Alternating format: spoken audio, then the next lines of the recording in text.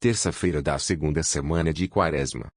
A estação está na igreja de São Balbina. Esta Santa Virgem de Roma foi filha do tribuno Quirinus, e sofreu martírio durante o pontificado de Alexandre I, no século II.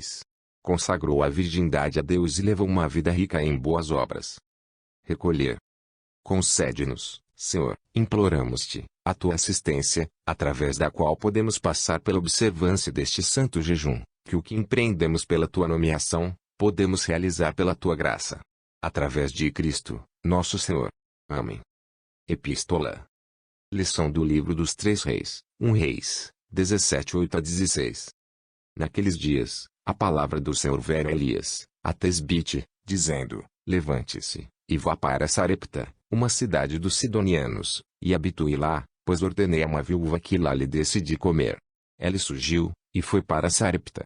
E quando chegou ao portão da cidade, viu a viúva apanhar paus, e ligou-lhe e disse-lhe: Dá-me um pouco de água num recipiente que eu possa beber.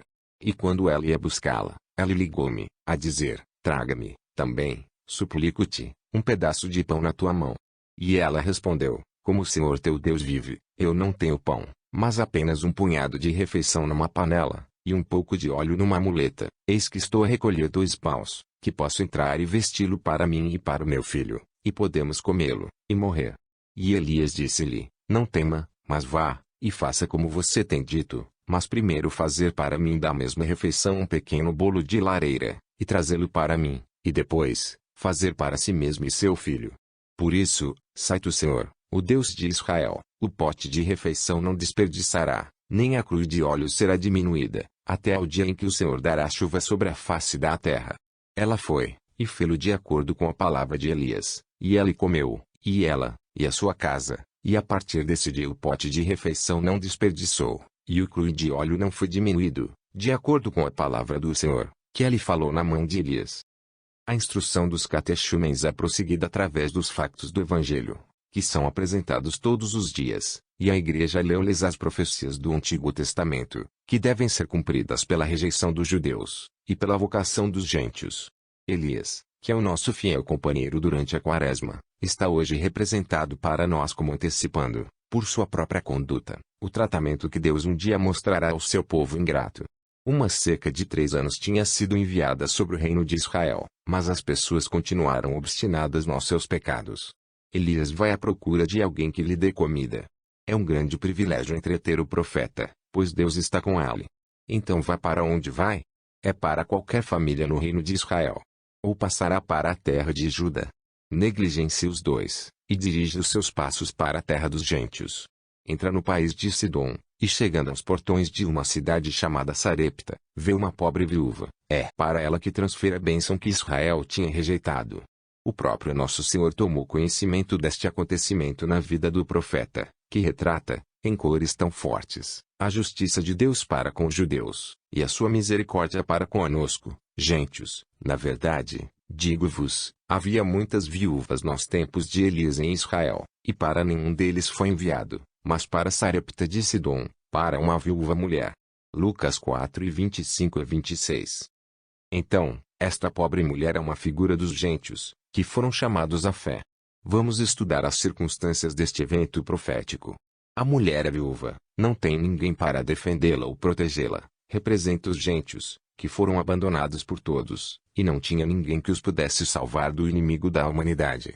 Tudo que a mãe e o seu filho tinham de viver era um punhado de refeições e um pouco de óleo. É uma imagem da terrível escassez da verdade, em que os pagãos viviam na época em que o Evangelho lhes foi pregado.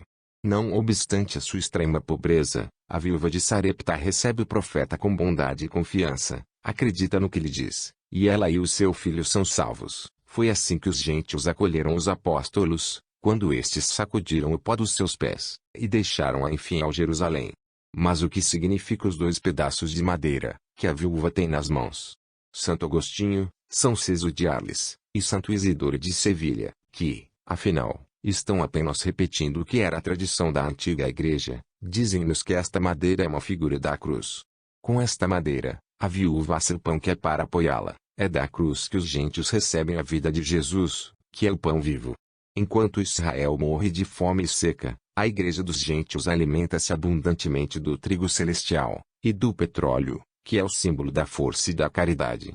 Glória, então, seja para aquele que nos chamou da escuridão para a sua maravilhosa luz de fé.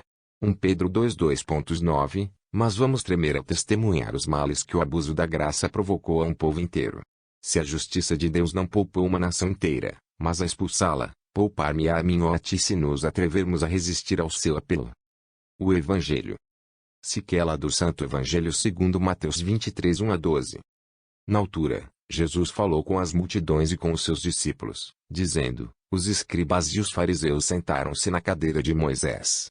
Todas as coisas, portanto, quais são as quais vos dirão, observem e façam, mas de acordo com as suas obras, não vós, pois dizem, e não.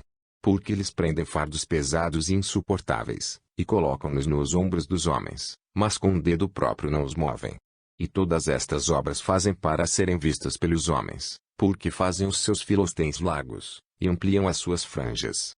E adoram os primeiros lugares nas festas, as primeiras cadeiras nas sinagogas, e saudações no mercado, e para serem chamados por homens, Rabino.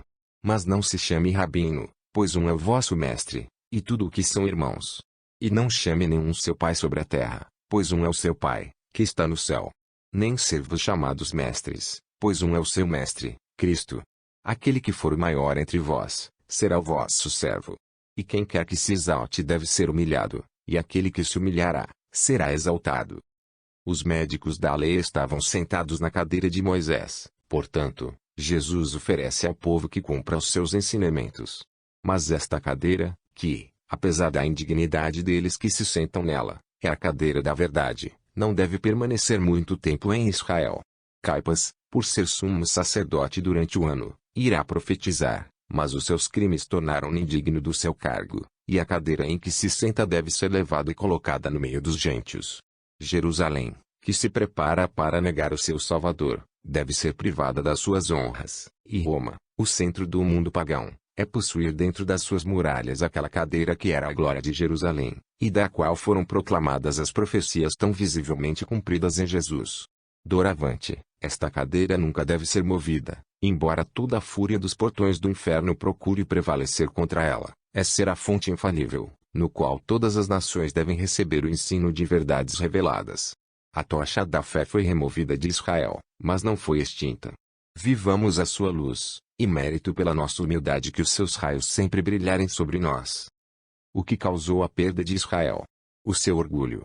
Os favores que tinha recebido de Deus o entusiasmou à autocomplacência, desprezou reconhecer qualquer um para os messias que não eram grandes na glória deste mundo.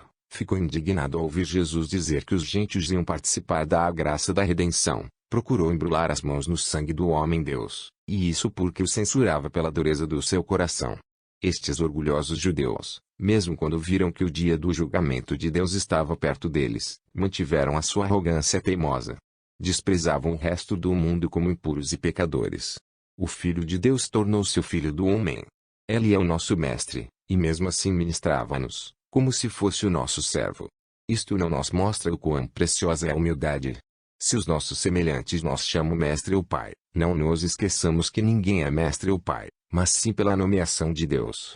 Ninguém merece ser chamado de mestre, mas ele por cujos lábios Jesus nos dá as lições da sabedoria divina, ele sozinho é verdadeiramente um pai, que reconhece que a sua autoridade paterna vem apenas de Deus, pois, como diz o apóstolo, curvo o meu joelho ao Pai de nosso Senhor Jesus Cristo, de quem toda paternidade no céu e na terra é nomeada. Efésios 13:14-15. Desçam as vossas cabeças a Deus. Seja apaziguado, Senhor, pelas nossas orações, e cura as enfermidades das nossas almas, que os nossos pecados sejam perdoados, que possamos alguma vez regozijar-nos com as tuas bênçãos. Através de Cristo, nosso Senhor. Amém. Prossigamos o hino que iniciamos ontem. Os nossos leitores lembrar-se-ão que é por prudente Uz, o príncipe dos poetas cristãos. Imin. Foi pela observância de um jejum de 40 dias, que Elias, o venerável padre, o convidado do deserto, recebeu a sua grande glória. Lemos que ele fugiu para longe do mundo barulhento, e da maldade das cidades, e viveu na feliz inocência dos desertos silenciosos. Mas logo foi levado para o céu em uma carruagem desenhada por cavalos em chamas rápidas, por tanto tempo ele permaneceu próximo deste mundo miserável, que poderia respirar algo do contágio dos seus vícios sobre o profeta, embora sua vida fosse de aposentadoria, e o seu espírito tinha sido fortificado por jejuns sagrados. Moisés, o fiel intérprete do temido trono, não foi autorizado a ver o Rei dos 7 vezes Céu Santo, até que o sol tinha passado 40 vezes sobre a sua cabeça e o presenciou a abstenção de cada alimento. Oração e choro, estes eram o seu único alimento.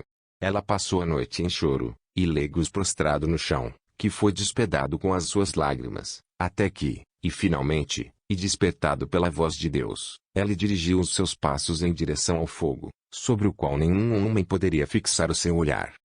Jum, também, foi fervoroso na prática de fasting.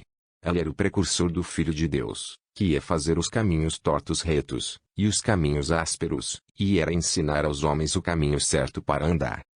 O Batista, como um arauto que estava preparando o caminho do Senhor que estava para vir, exigiu este dos homens, que cada montanha e colina deve ser baixa, e que tudo deve estar no caminho certo, quando a verdade deve descer sobre a terra. O seu nascimento não era como o de outras crianças.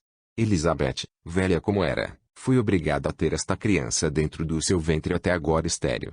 Ela também o alimentou, ao seu próprio peito.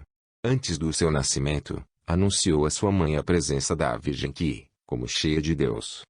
Ela retirou-se para o vasto deserto, vestido com as peles ásperas de fardas de animais selvagens, e no cabelo de camelos, pois tremeu para que não pudesse ser profanado e contaminado pela maldade deles que habitavam nas cidades. Levou uma vida de jejum. Este homem de penitência rígida não comer nem beber até a noite foi muito passado, e então, alguns gafanhotos e um pouco de mel selvagem foram o único refresco que tomou. Foi o primeiro a ensinar a nova salvação, e o primeiro a convidar os homens a recebê-la. No riacho sagrado, ele lavou as manchas dos velhos erros, mas depois de ter administrado aos homens este batismo exterior, o Espírito Celestial trabalhou dentro das suas almas. Igual. Este texto é retirado do ano litúrgico, da autoria de Dom Prosper Gueranger.